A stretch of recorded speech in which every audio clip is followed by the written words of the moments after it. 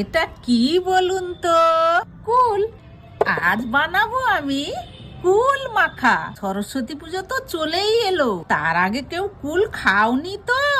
যারা যারা কুল খেয়েছো পরীক্ষায় কিন্তু খুব সাবধান। চলো তাহলে কুলটা তাহলে মাখা যাক। চলো কুলগুলো থেতো করে নি।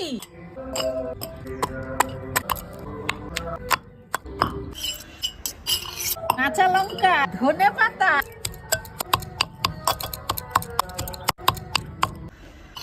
নুন দিয়ে দিলাম, লঙ্কা গুঁড়ো দিয়ে দিলাম।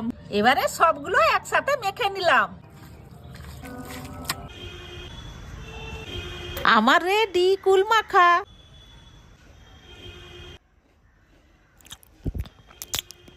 দারুন।